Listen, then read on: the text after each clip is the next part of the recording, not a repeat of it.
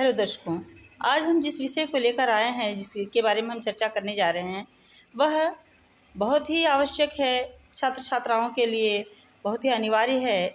इस समय एग्ज़ाम का दौर चल रहा है, परीक्षा का दौर चल रहा है, या अन्य कॉम्पिटिटिव एग्ज़ाम भी दिए जा रहे हैं, होने वाले हैं, तो उनसे संबंधित चीज़ों को हम बताएंगे। आज हम वर्ण के बारे में बताएंगे कि वर्ण क्या है और जाति क्या है अंतर दोनों में। तो वर्ण एक ऐसी व्यवस्था है जो विस्तृत समाज के लिए काम करता है, जो कि एक बड़े पैमाने पे देखा जाता है, जबकि जाति किसी एक विशेष समाज के लिए, एक विशेष क्षेत्र विशेष के लिए होता है।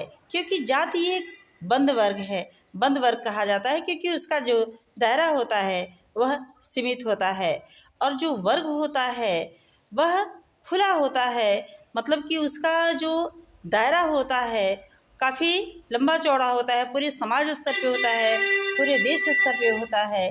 तो ये है जाति और वर्ण।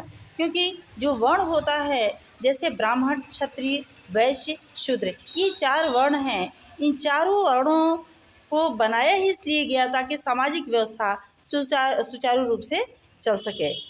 और जो जाति होती है वह क्षेत्र विशेष के लिए होती है, जन्म पे आधारित होती है, इसलिए वह जन्म के ऊपर आधारित होती है।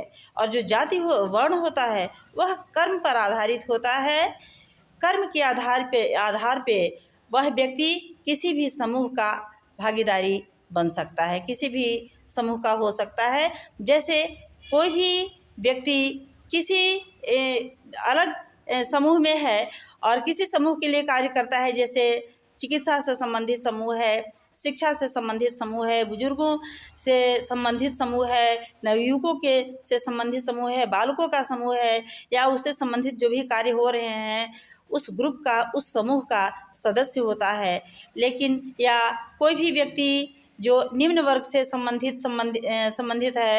रखता है, उच्च वर्ग से संबंधित है, लेकिन अपने कर्मों के द्वारा वह अलग वर्ग में, अलग समूह में जा सकता है। जैसे कोई व्यक्ति बहुत गरीब वर्ग से बिलोंग करता है, लेकिन वह कर्म करता है, पढ़ता है, लिखता है, इसके बाद शिक्षित होता है और वह अपने कर्मों के द्वारा उच्च शिक्षा प्राप्त करके बढ़िया जॉब पे, बढ़िया पद पे, अच्छे पद पे पहुंच जाता है, तो वह उच्च वर्गों की श्रेणी में पहुंच जाता है। और व्यक्ति जो कि मेहनत नहीं करता है, वह गरीबी का शिकार हो जाता है, वह निम्न श्रेणी में आ सकता है।